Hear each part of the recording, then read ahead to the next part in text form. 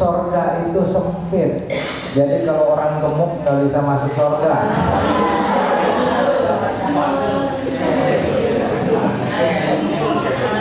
Sabar.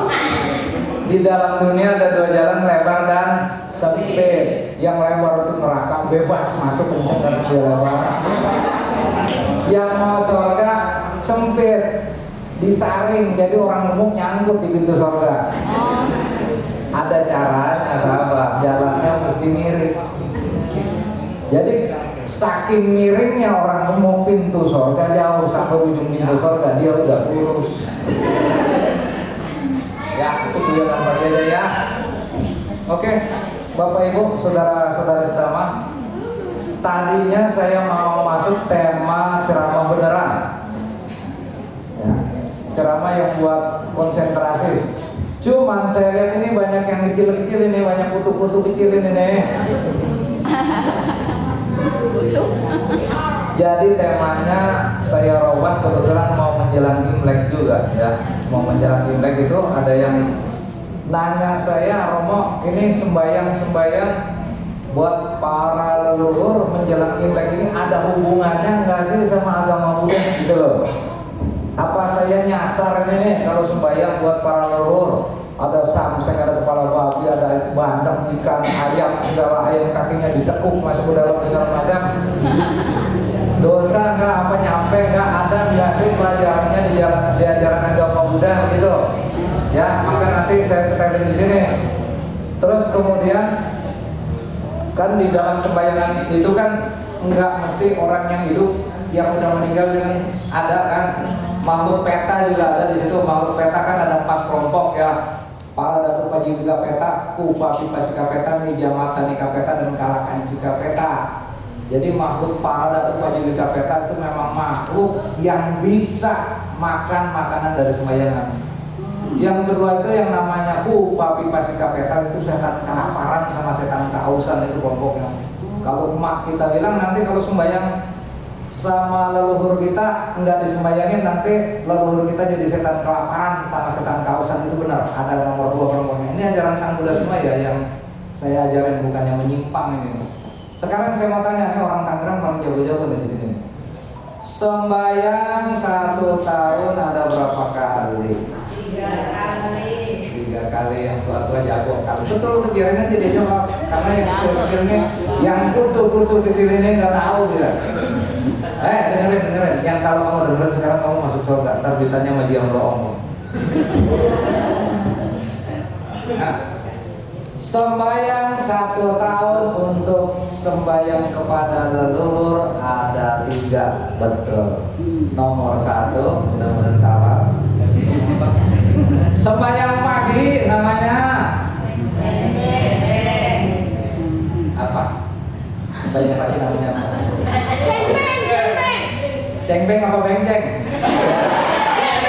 Apa? Dengerin apa? Oke. Apa namanya? Sembayang pagi, bukan namanya kamu. Sembayang pagi barusan namanya apa? Oke. Sembayang siang. Apa?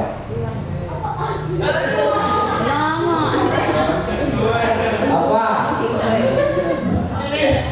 Sembayang terakhir sore.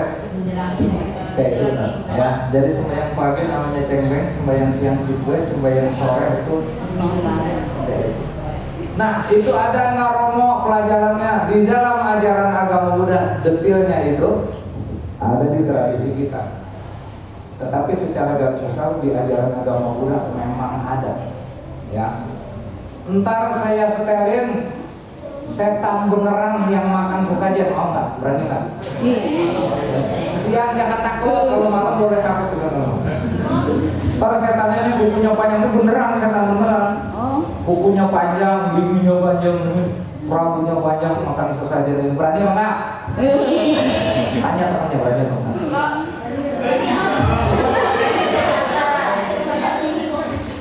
Ya, ini pelajaran kamu nih, pelajaran kamu bahwa sembayangan itu semuanya benar. Jadi bukan sembayangan asal-asalan aja, orangnya udah meninggal ini ngapain disembayangin? Sabar, ada makhluknya tuh yang makan itu tuh.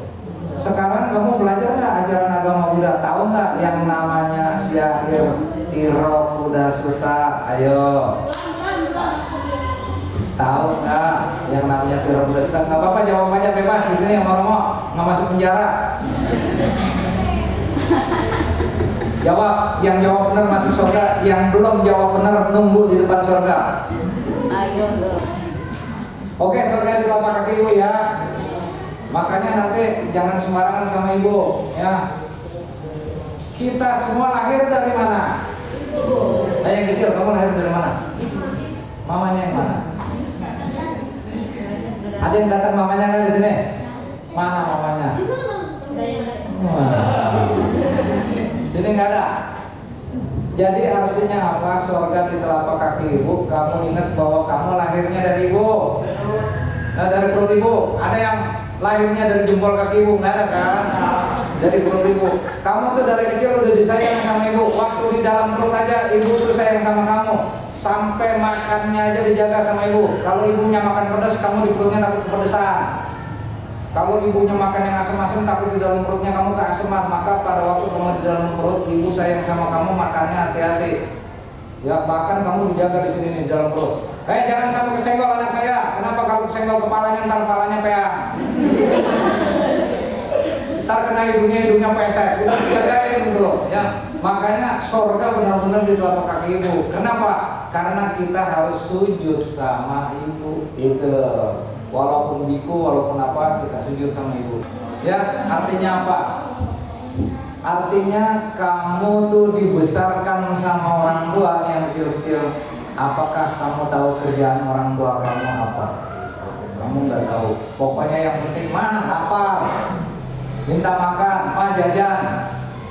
Kamu tahu nggak orang tua kamu kerjanya apa? Nggak tahu. Nah itu juga kita pun juga begitu dulu waktu masih kecil. Saya sendiri aja nggak tahu dulu orang tua saya kerjanya apa. Yang penting saya sekolah terus, nggak tahunya bapak saya kerjanya di toko tukang ngelapin sepatu. Ya, maksa minta beli sepeda. Sepeda 12.500 satu sepeda, gaji bapak kita cuma 15.000. Beli sepeda satu, udah gitu sebulan nggak makan. Ya, jadi artinya kita nggak tahu kerjaan orang tua kita apa. Nah yang kayak perempuan ini, dia nggak tahu kerjaan bapaknya apa. Setelah dia ketemu di jalanan, ternyata bapaknya jadi tukang sapu. Kita pun sama seperti itu. Makanya kita utang budi sama orang tua. Siapapun yang melawan orang tua, hukumannya adalah neraka awici. Karena kenapa? Sakit kamu dibesarkan sama orang tua. Kamu tuh sebenarnya sama orang tua punya utang dua. Ya, yang kecil-kecil, perhatikan. Yang masih punya orang tua, angkat tangan. Yang angkat tangannya tinggi, sayangnya tinggi. Ada turunnya. Ingat baik-baik ya, ingat baik-baik yang masih punya orang tua. Kamu tuh punya utang doa sama orang tua, ada dua doanya. Yang pertama waktu kamu sekolah masih kecil. Sekarang saya tanya kecil. Kecil. Ya, kamu sekolah waktu SD, TK siapa yang bayarin? Saya bayarin, ayo ngomong. Ya, semuanya. Kamu sekolah SD, TK siapa yang bayarin? Sekolahnya kamu sekolah? Orang tua. SD siapa yang bayarin? Semuanya yang dari sini. SD siapa yang bayarin? SMP siapa yang bayarin? Orang tua. Enak lagi kamu. Udah dibayarin sama orang tua, di tasnya diisi makanan, dikasih bonus lagi uang jajan. Enak apa enggak? Kalau hujan becek orang tuanya jadi udah di belakang kupingnya ditarik-tarik kotak gitu. Enak apa enggak? Pada waktu kamu sekolah, orang tua kamu doain kamu. Tom, Neng, semoga kamu sekolah yang pinter ya. Nanti udah gede jadi orang pintar, betul? Orang tua kamu ada nggak doain kamu? Neng, kamu sekolah nyontek aja di sekolah. Nanti udah selesai sekolah jadi orang tolol. Ada? Ada apa enggak? Ayo nyot, ada apa enggak? Kamu didoain sama orang tua apa? Biar jadi orang pintar kan? Neng, sekolah kamu Neng, Tom sekolah ya biar pintar. Nanti udah gede lulus sekolah jadi orang pintar. Itu doa satu orang orang tua. Kamu didoain jadi orang pintar, satu. Yang kedua, setelah kamu jadi orang pintar, orang tua doain lagi, Neng lulus sekolah, kamu belajar jadi pengusaha, paling nggak kamu kerja, udah kerja kamu jadi orang kaya. Nah, doanya dua. Yang pertama, utang doa kamu, semoga kamu jadi orang pintar, satu. Yang kedua, kamu sekolah yang benar, kerja yang benar, usaha yang benar, semoga kamu jadi orang kaya, dua. Setelah doanya berhasil, orang tua kamu berhasil, kamu jadi orang kaya, dan kamu jadi orang pintar, yang ngedoain kamu ingat apa enggak? Pada waktu jadi orang kaya, orang pintar, kamu kawin, kamu berkeluarga, beli mobil mewah, beli rumah mewah, yang mendoakan tetap aja ada di kamu. Ingat apa enggak? Sedikit sekali anak yang ingat. Maka nanti kamu dari masih kecil ingat doa orang tua. Kamu tuh dibekali, didoain, dan dihidupi, dibiayai sama orang tua. Pada waktu kamu nanti sukses, kamu ingat orang tua kamu. Jangan begitu pas sukses ingatnya apa? Suaminya yang ganteng, istrinya yang cantik, udah dia berdua aja kita bawa, kita senang-senang, kita pergi semua. Orang tua mah terserah. Tinggal nenek-nenek sama kakek, makin lama makin tua orang tua kamu, makin lama makin payah orang tua kamu. Itulah orang tua kita. Makanya di sini akan kita sadarkan bahwa kita masih ingat kita punya orang tua yang akan saya terangkan di sini ya. Kemudian di sini lanjutnya adalah di dalam Sigala Sutta ini ajaran Sang Buddha. Ada 5 ajaran Sang Buddha terhadap kita untuk memperlakukan orang tua. Yang pertama, dulu kita dibesarkan oleh orang tua, sekarang kita harus menunjang orang tua. Ini nomor 1. Ya, nomor 1 Sigala Sutta ada 5. Ya, dulu kita dibesarkan orang tua, sekarang kita harus menunjang orang tua. Apa artinya? Dulu nih yang masih kecil semua termasuk kita, termasuk yang tunjuk tangan ini, dulu kita ini dibesarkan sama orang tua.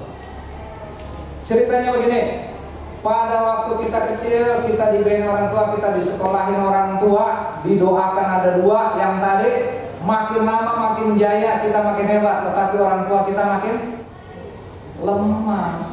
Orang tua kita makin sakit-sakitan, orang tua kita makin nggak bisa jalan, orang tua kita makin nggak punya duit, orang tua kita makin nggak berpenghasilan. Jadi itulah kalimatnya yang dulu kita dibesarkan orang tua, sekarang harta bendanya semuanya ada di kita. Orang tua kita harus merawat orang tua, yang namanya kita harus menunjang orang tua. Kalau kamu nggak lakukan ini, neraka awiji bagiannya. Jadi dalam neraka awiji itu berat sekali hukumannya. Maka Sang Buddha katakan, hukuman yang terberat adalah untuk anak yang durhaka terhadap orang tua, namanya neraka awiji, umurnya lama gitu. Karena kamu dilahirkan orang tua tuh nangis sedih kalau kamu sakit. Coba kamu tanya mamanya, kalau kamu sakit, mama kamu sedih nggak? Sedih. Ada yang punya anak di sini? Sekarang kalau anaknya sakit, sedih nggak orang tua? Sedih banget. Coba kamu orang tua kamu sakit, sedih nggak kamu? Main layangan kamu, kabur kamu. Nah, nggak ngurus orang tua begitu. Makanya anak sekarang nih, Tom, kamu harus ingat sama orang tua. Nanti orang tua sakit, kamu harus tolongin orang tua. Ya, jangan disebodohin aja orang tua. Karena dulu kamu masih kecil sakit, orang tua kamu ngurusin kamu. Sekarang kamu mesti balas orang tua. Jangan disebodohin orang tua. Sayang sama orang tua, paham? Kamu kalau nggak sayang sama orang tua masuk mana? Serakanya apa? Awiji, bukan neraka sembarangan. Ya, semua yang ada di sini termasuk saya. Kalau saya juga nggak sayang sama orang tua, menelantarkan orang tua, neraka awiji bagian saya. Tetapi kalau saya merawat orang tua, sayang sama orang tua, surga di telapak kaki ibu. Kita mau minta aja berhasil, kita mau minta jadi orang kaya. Jadi asal kita sayang sama orang tua, sujud sama orang tua, minta, "Ma, besok saya kaya, pasang buntut yang banyak, pasti tebus."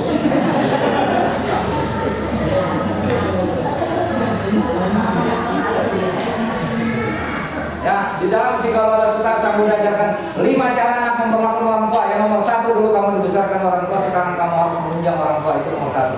Nomor 2-nya ada lagi. Nomor 2 adalah berbakti terhadap orang tua. Ya, berbakti orang tua. Tahu nggak? Kamu tahu? Berbakti sama orang tua artinya nurut nasihat sama orang tua. Jangan bengal-bengal. Iya mah, gitu. Sekolah yang benar. Iya mah, jangan ngelawan sama orang tua. Kalau kamu ngelawan orang tua, namanya anak yang tidak berbakti sama orang tua. Paham kamu? Ayo bareng-bareng ngomong, paham? Anak segini nih mau mesti dididik. Katanya di wihara manusia kalau di jalanan nggak ketemu ini. Ya, yang kedua selain berbakti, yang kita harus menghormat keluarga, menjaga nama baik keluarga.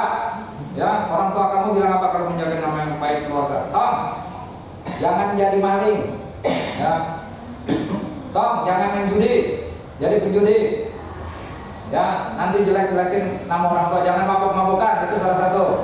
Jadi nanti keluarga orang tua kamu jelek namanya. Jadi yang namanya di sini adalah menghormat keluarga, menghormati nama keluarga. Yang keempat di sini adalah kamu disuruh menjaga warisan orang tua. Ingat ya.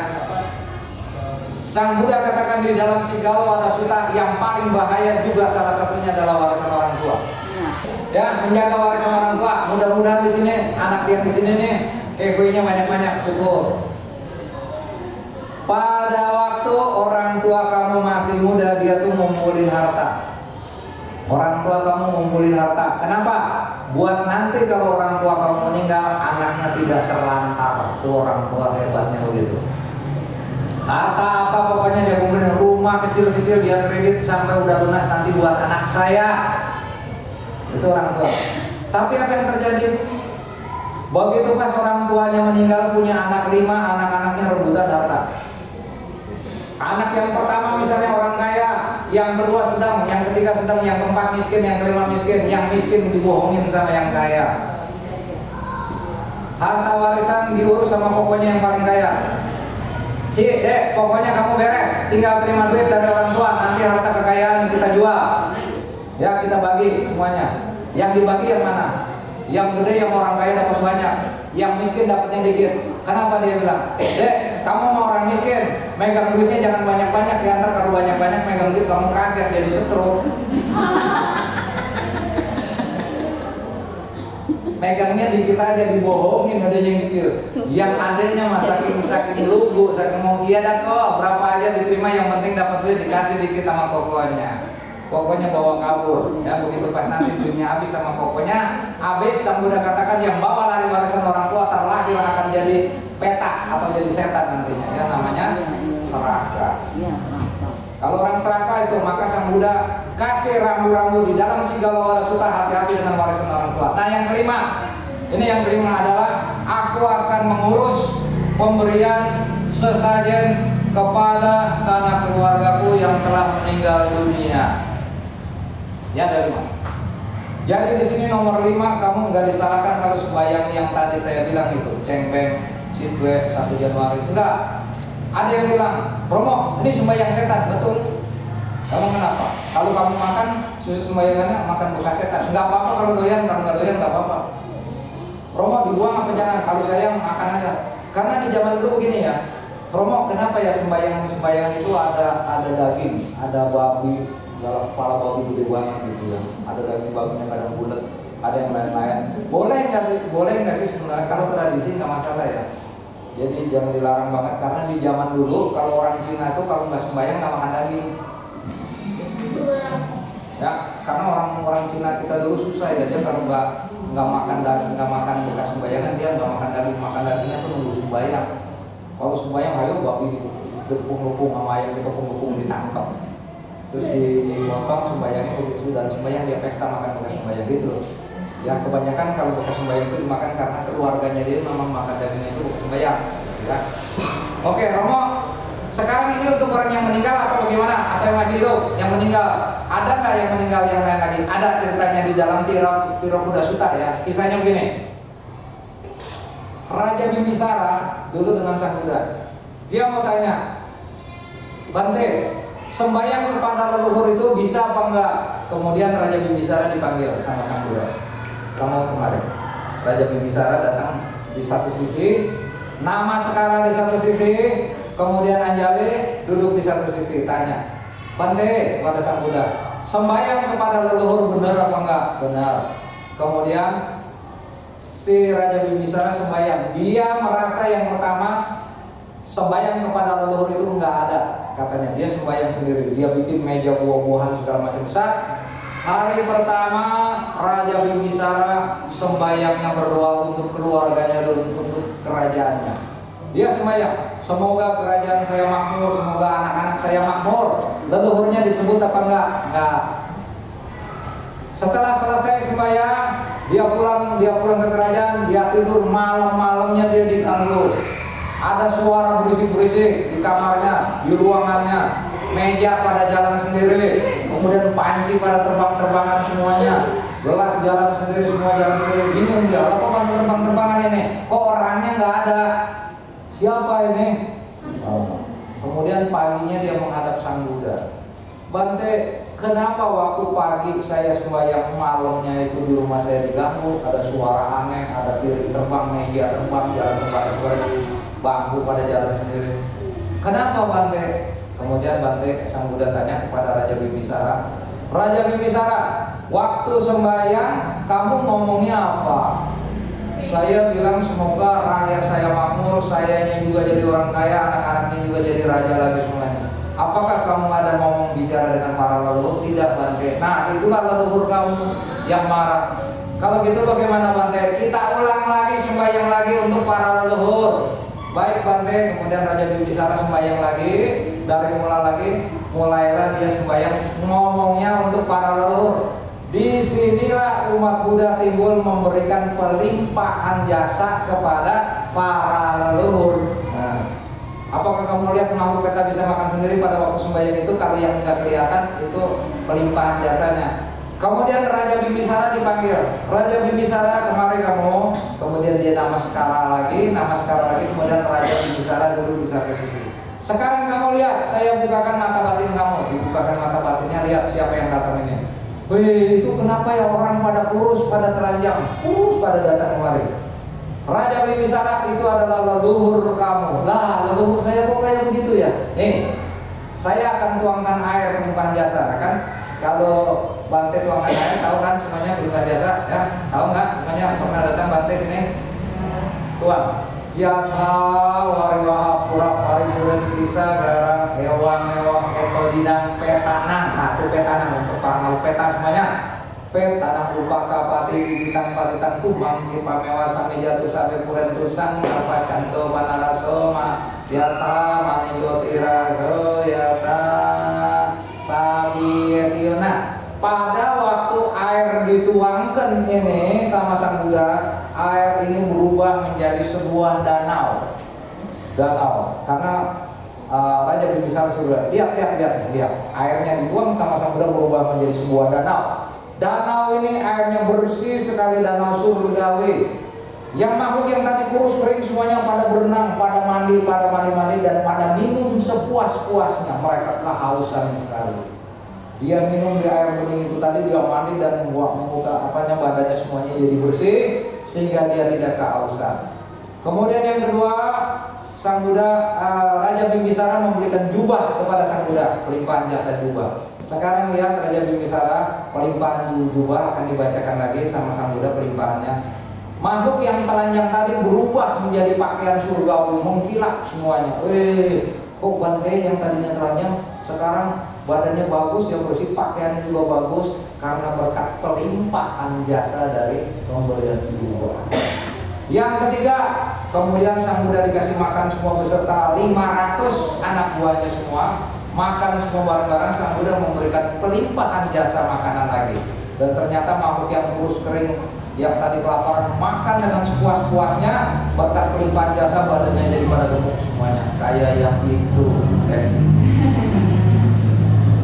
Yang pada gemuk-gemuk semuanya, pada sehat-sehat makhluknya semuanya, itu semua ditolong berkat pelimpahan jasa. Maka Sang Buddha keluarkanlah sutta yang namanya Tirokuda Sutta. Ya, lihat ya, Tirokuda Sutta. Timbulnya Tirokuda Sutta adalah Sang Buddha mau menolong para leluhur Raja Bimbisara yang kelaparan, yang tidak makan, yang telanjang, bahkan yang sama sekali tidak berguna. Akhirnya mereka setelah diberikan pelimpahan jasa dengan sutta yang namanya Tirokuda Sutta, mereka bersih semuanya badannya, pakaiannya juga bagus, pindah ke alam berikutnya, alam yang berbahagia. Ini ada satu contoh, salah satu contoh lagi. Di zaman Sang Buddha ada seorang raja punya 2 istri. Dia punya 2 istri. Istri pertama dan istri kedua ini jahat. kalau raja mau berkunjung ke istri pertama, ya mau pakai minyak wangi, mau pakai baju baru, ya pakai baju baru, bajunya ini diumpetin sama dayang-dayang istri tua. Jadi kalau raja mau datang ke istri pertama nggak bisa tukeran baju karena bajunya diumpetin. Akhirnya pakai yang itu aja yang dari pagi sampai sore. Oh, pas dicium, wanginya wangi nangka. Akhirnya pakai minyak wangi. Begitu pas pakai minyak wangi, ditarik di minyak wanginya, di lemarinya ternyata minyak wanginya kosong.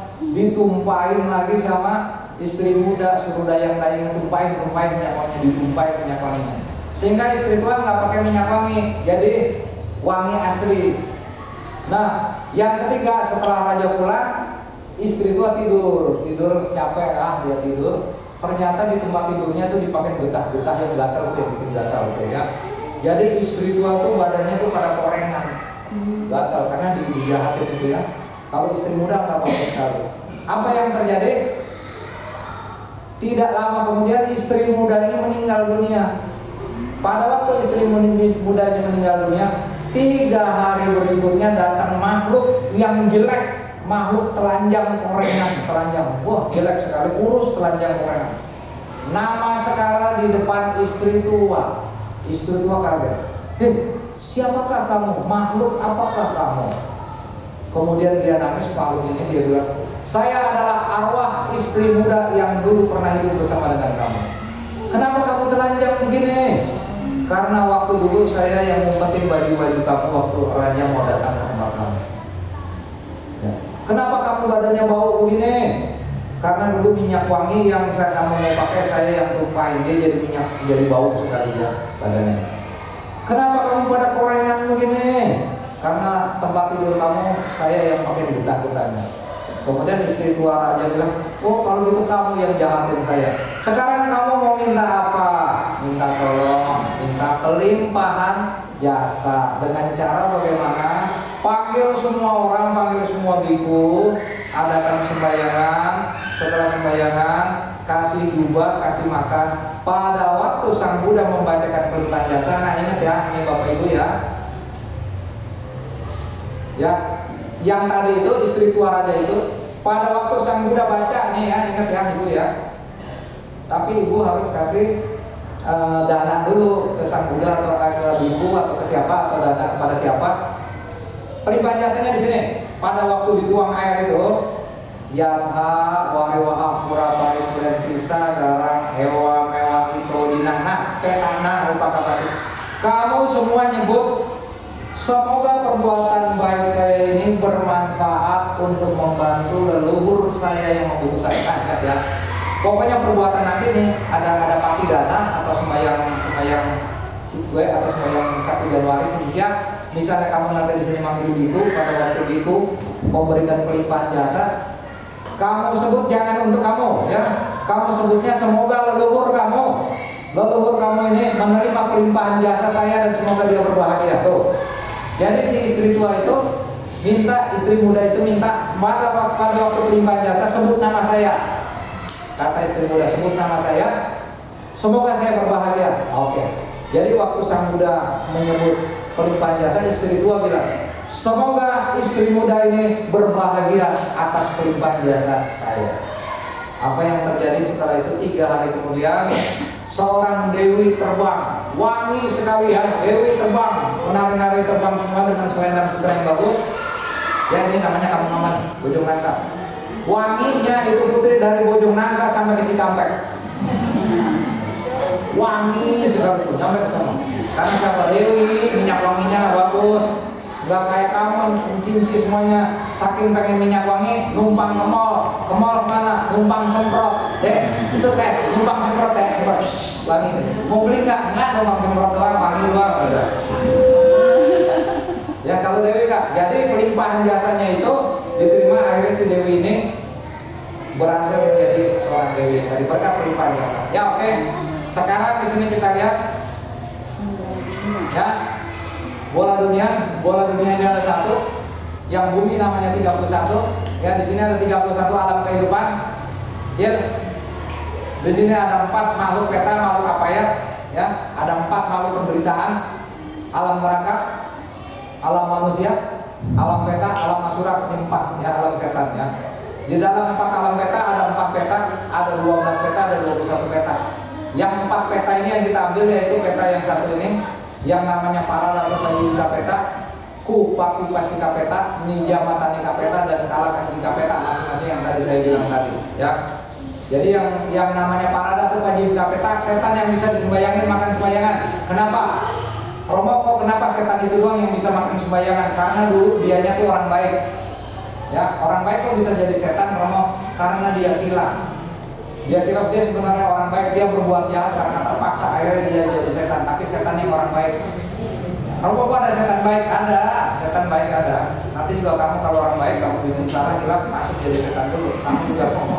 Romo juga gitu. Romo orang baik nih, Romo baik, atau Romo bikin salah, Romo tetap jadi setan, tapi setan yang baik yang bisa makan.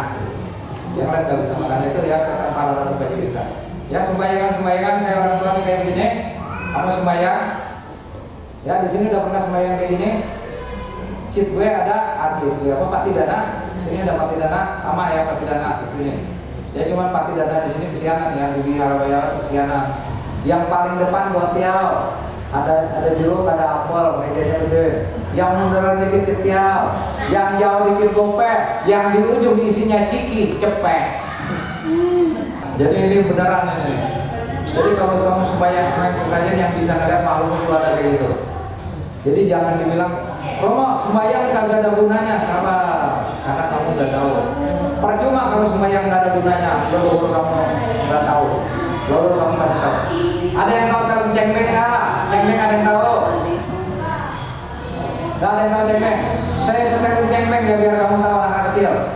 Ya, leluhur kamu ini Cengbeng.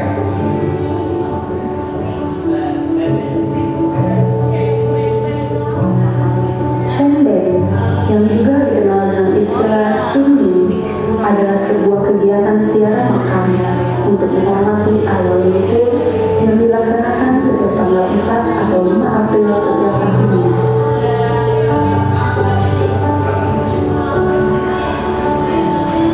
Secara harfiah, Cengbeng dapat diartikan sebagai festival bersih dan hari menyambut kuburan. Sembahyang Cengbeng biasanya dilakukan pada pagi hari di makam orang tua atau leluhur. Bagus ya. Layaknya apa yang terjadi pada ziarah makam pada umumnya, para kerabat akan berdatangan ke makam orang tua atau leluhur untuk melakukan penghormatan makam dengan membersihkannya sekaligus berdoa menanyakan sambil membawa beragam sesaji seperti buah-buahan, kue, dan makanan.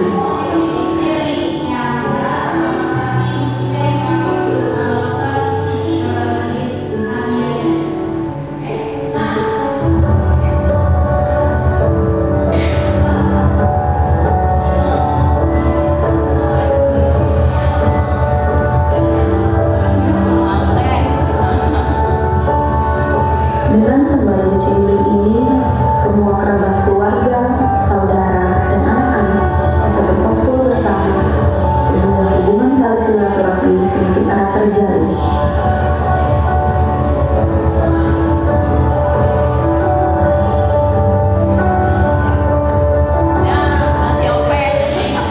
Saat berada di makam, mereka juga membakar kertas bergambar uang dan benda-benda lainnya untuk mengingat kembali apa saja yang sudah diberikan oleh orang tua mereka.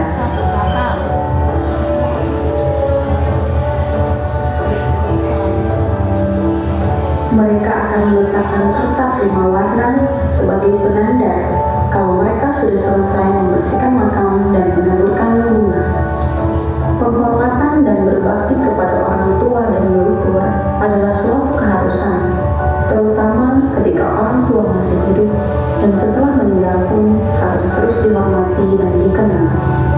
Untuk itulah tradisi Cengbeng ini mengingatkan bahwa bakti kepada orang tua dan menjaga nama baik keluarga merupakan hal yang harus selalu diutamakan dalam kehidupan sehari-hari.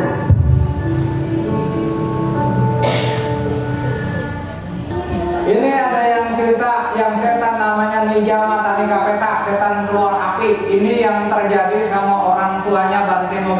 pernah dengar nggak? Mudah-mudahan belum.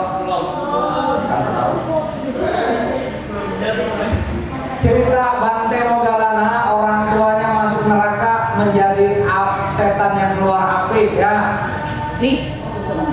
Setan keluar api Ulambana. Ini adalah orang tua Bante Moggallana tuh yang ini. Dia keluar api ya. Ceritanya bagaimana? Bante Moggallana mau nolong orang tuanya nih. Jadi Bante Moggallana pada satu waktu dia meditasi. Begitu meditasi dia cari orang tuanya ada di alam makhluk peta yang keluar api. Dia mau nolong, bagaimana caranya? Mau nonton nggak filmnya? Berani apa enggak?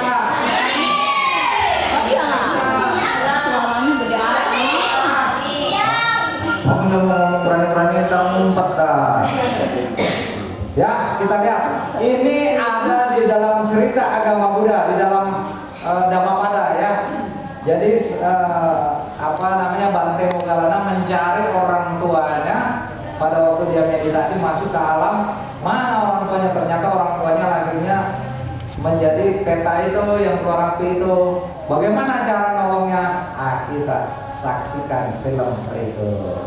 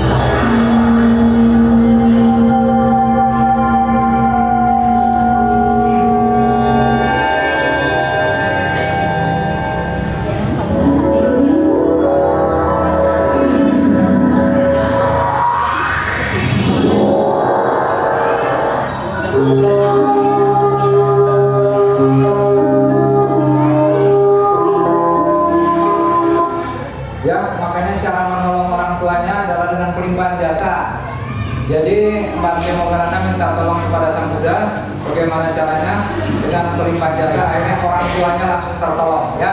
Sekarang film terakhir ini gratis ya, film terakhir gratis. Yang film ini judulnya, dulu kita dibesarkan oleh orang tua, sekarang kita harus menunjang orang tua, dan orang tua mendoakan kita semoga kita jadi orang apa, ayo Cil? Lupa. Semoga kita jadi orang, satu lagi, semoga kita jadi orang pintar dan jadi orang kaya. Inilah filmnya ya, film Anadia. Lampu mati-mati. Kalau di bioskop kan lampunya mati-mati. Lampu mati. Cepat-cepat lampunya mati, nggak jadi bisa. Oke. Inilah film terakhir, film bakti terhadap orang tua. Kamu renungkan baik-baik bahwa ini adalah diri kamu sendiri. Yang orang tua adalah orang tua kamu sendiri. Apa yang terjadi kalau dulunya kamu adalah seperti ini? Ya, lihat.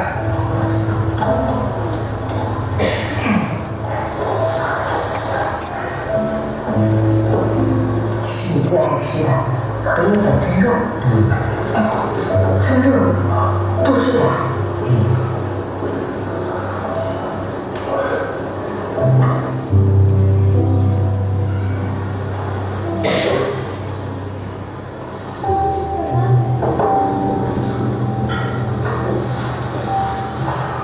快吃，吃完了早点回去。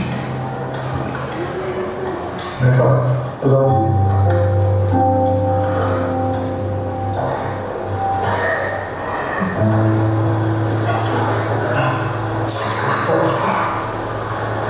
回家了。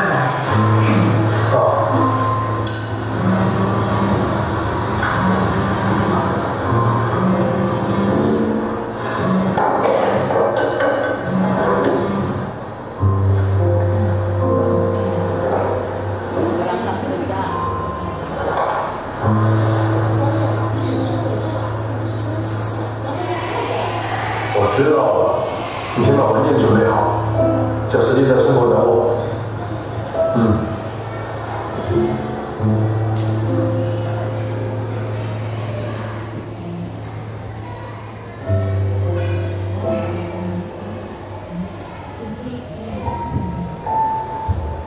40 tahun yang lalu kita jalan di sini. Kamu masih kecil. Kamu mau sekolah malas. Mama suruh kamu sekolah, kamu malas. Kamu mau pulang, kamu nggak mau sekolah. Mama paksa kamu sekolah supaya kamu nanti jadi orang pintar. Tetapi kamu maunya pulang. Mama paksa kamu supaya jangan jadi orang bodoh.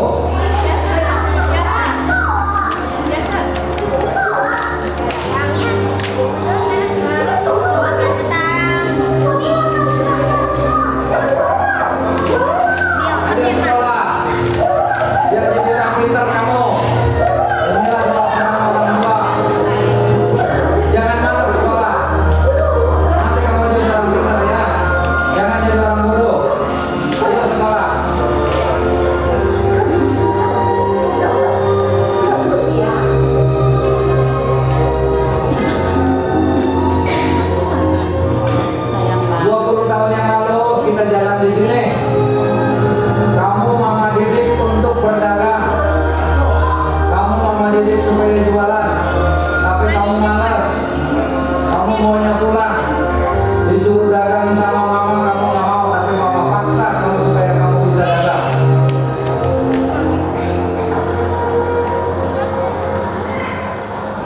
妈，回去啊！老规矩，不送到村口。走。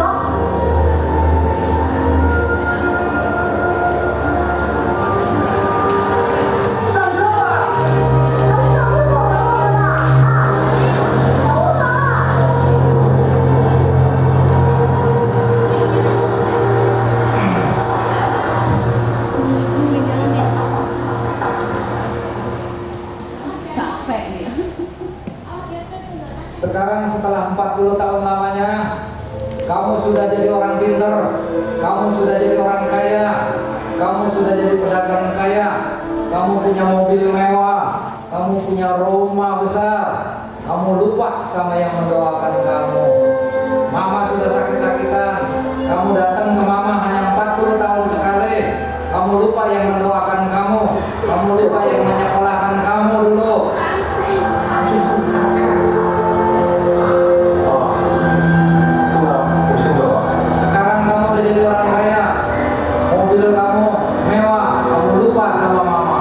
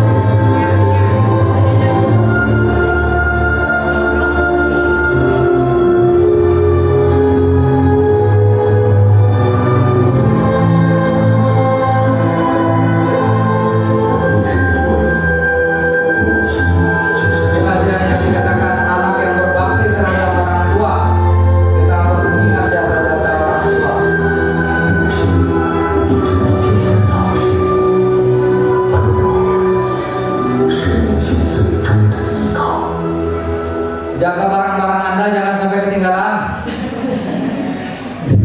Bioskop 21 berakhir, nyalain lampunya. Ya demikian Romo Ramani, Pasaka Bapak Ibu saudara-saudari sedama yang berbahagia, yang bisa saya sampaikan Dhamma Desa hari ini. Yang mau beli tisu boleh gonceng atau tisu gonceng. Ya semoga bermanfaat untuk kita semua Dhamma Desa hari ini. Ingatlah bahwa kita masih punya orang tua.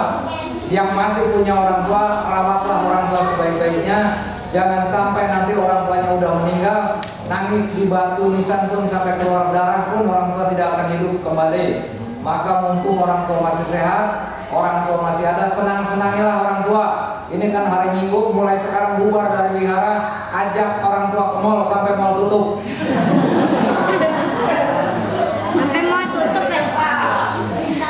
Ya, demikian yang saya bisa sampaikan. Selebih kurangnya saya mohon maaf. Walaupun saya seorang romo, ada kesalahan dalam kata-kata dan bicara. Saya mohon maaf dengan mengucapkan Namo Buddhaya. Sampai ketemu lagi. Ya boleh.